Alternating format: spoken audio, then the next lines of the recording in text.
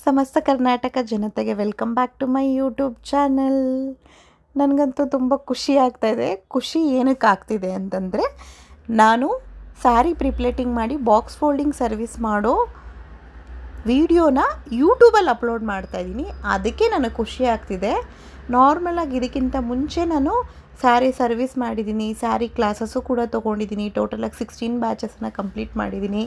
But ಆದರೆ ಇವಾಗ ನನಗೆ ಸ್ವಲ್ಪ ಖುಷಿ ಏನಕ್ಕೆ ಜಾಸ್ತಿ ಆಗ್ತಿದೆ ಅಂತಂದರೆ, ನಾನು ಫಸ್ಟ್ ಟೈಮ್ ವೀಡಿಯೋ ಮಾಡಿ ಅಪ್ಲೋಡ್ ಮಾಡ್ತಿರೋದಲ್ವ ಯೂಟ್ಯೂಬ್ ಚಾನಲಲ್ಲಿ, ಅದಕ್ಕೆ ಸ್ವಲ್ಪ ಜಾಸ್ತಿ ಖುಷಿ ಆಗ್ತಿದೆ ನನಗೆ.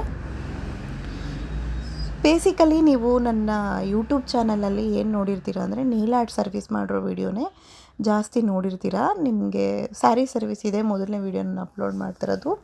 ನಾನು ಆ್ಯಕ್ಚುಲಿ ಮಲ್ಟಿ ಟಾಸ್ಕನ್ನು ಮಾಡ್ತೀನಿ. Multi task in the sense, ಬೇರೆ ಬೇರೆ ಆ್ಯಕ್ಟಿವಿಟೀಸಲ್ಲಿ ನಾನು ಇನ್ವಾಲ್ವ್ ಆಗಿರ್ತೀನಿ.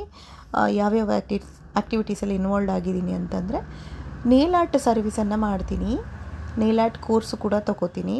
ಅದೇ ಥರ ಸ್ಯಾರಿ ಸರ್ವಿಸನ್ನು ಕೂಡ ಮಾಡ್ತೀನಿ, ಸ್ಯಾರಿ ಕೋರ್ಸು ಕೂಡ ತೊಗೋತೀನಿ. ಮೆಹಂದಿ ಸರ್ವಿಸ್ ಕೂಡ ಮಾಡ್ತೀನಿ, ಮೆಹಂದಿ ಕೋರ್ಸ್ ಕೂಡ ತೊಗೋತೀನಿ. ಬ್ರೈಡಲ್ ಮೇಕಪ್ ಮಾಡ್ತೀನಿ, ಬಟ್ ಕೋರ್ಸು ತೊಗೊಳಲ್ಲ. ರೆಸಿನ್ ಆರ್ಟ್ ಮಾಡ್ತೀನಿ, ಬಟ್ ಕೋರ್ಸು ತೊಗೊಳಲ್ಲ.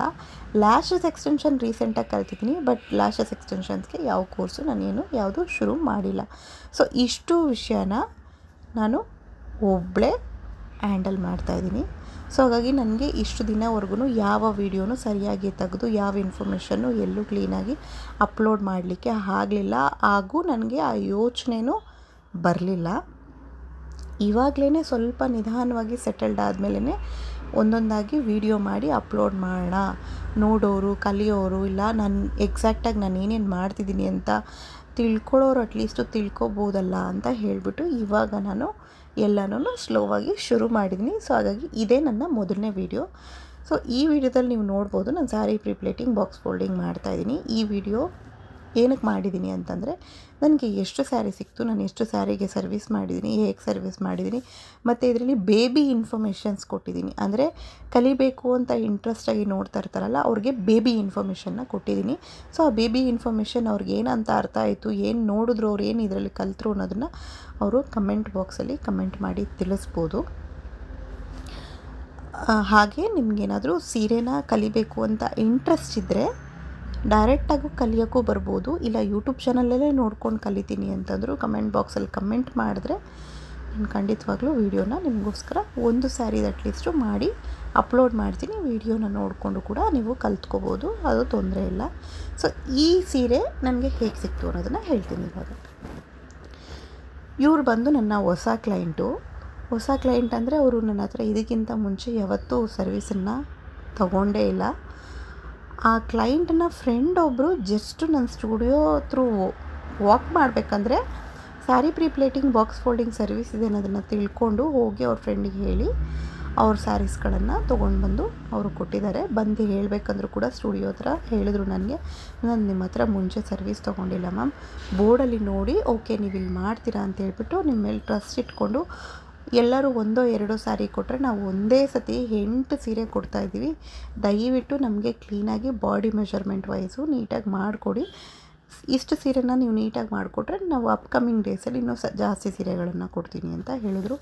ನನಗೆ ಕೇಳ್ಬಿಟ್ಟು ತುಂಬ ಖುಷಿ ಆಯಿತು. ಪ್ಲಸ್ ನಾನು ಅವ್ರಿಗೆ ಎನ್ಶೋರ್ ಮಾಡಿದೆ, ನಾನು ನೀಟಾಗಿ ಮಾಡಿಕೊಡ್ತೀನಿ, ನೀವೇನು ಗಾಬರಿ ಆಗೋ ಅವಶ್ಯಕತೆ ಇಲ್ಲ, ನನ್ನನ್ನು ನಂಬಿ ನೀವು ನನ್ನ ಹತ್ರ ಕೊಟ್ಬಿಟ್ಟು ಹೋಗ್ಬೋದು, ಏನು ತೊಂದರೆ ಇಲ್ಲ ಅಂತ.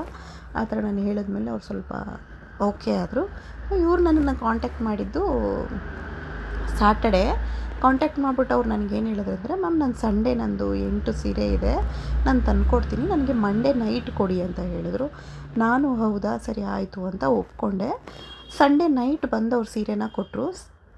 ಬರೋಬ್ಬರಿ 8 ಸೀರೆ ಕೊಟ್ಟಿರೋದ್ರಿಂದ ನಾನೇನು ಮಾಡಿದೆ, ಮೊದಲು ಒಂದು ಸೀರೆನ ಮಾಡಿಬಿಡೋಣ, ಮಿಕ್ಕಿ ಸೀರೆನ ನಾಳೆ ನಿಧಾನಕ್ಕೆ ಮಾಡೋಣ ಅಂತ ಹೇಳಿಬಿಟ್ಟು ನಾನು ಮೊದಲು ಒಂದು ಸೀರೆನ ನೈಟೇ ಮಾಡಿಬಿಟ್ಟೆ. ಸರಿ ಇನ್ನೊಂದು ಸೆಕೆಂಡ್ ಸೀರೆ ಮಾಡೋಣ ಅಷ್ಟರಲ್ಲಿ ಲೇಟ್ ನೈಟ್ ಆಗೋಯಿತು. ಸೊ ಮಾಡಲಿಲ್ಲ, ನೆಕ್ಸ್ಟ್ ಡೇಗೆ ಕ್ಯಾರಿ ಮಾಡಿಕೊಂಡೆ. ಸೊ ನೆಕ್ಸ್ಟ್ ಡೇ ಮಾಡಬೇಕಂತಂದರೆ ನಾನು ಈ ವಿಡಿಯೋದಲ್ಲಿ ಪೂರ್ತಿ 8 ಸೀರೆನೂ ಮಾಡಿರೋದನ್ನು ಅಪ್ಲೋಡ್ ಮಾಡಿಲ್ಲ, ಕೇವಲ 5 ಸೀರೆ ಮಾಡೋದನ್ನು ಮಾತ್ರನೇ ಅಪ್ಲೋಡ್ ಮಾಡಿದ್ದೀನಿ. ಯಾಕಂದರೆ ನಾನು ಸ್ವಲ್ಪ ಬ್ಯುಸಿ ಇದ್ದೆ. ಸೊ ಹಾಗಾಗಿ ನನಗೆ ಎಲ್ಲ ವೀಡಿಯೋನ ತೆಗಿಯೋಕ್ಕೆ ನನಗೆ ಸ್ವಲ್ಪ ಟೈಮ್ ಸಿಗಲಿಲ್ಲ. ನೆಕ್ಸ್ಟ್ ಟೈಮ್ ವೀಡಿಯೋ ಅಪ್ಲೋಡ್ ಮಾಡಬೇಕಾದ್ರೆ ನಾನು ಖಂಡಿತವಾಗ್ಲೂ ಎಷ್ಟು ಸೀರೆ ಬರುತ್ತೋ ಅಷ್ಟು ಸೀರೆದನ್ನು ಸರ್ವಿಸ್ನ ಮಾಡೋದನ್ನು ತೋರಿಸ್ತೀನಿ.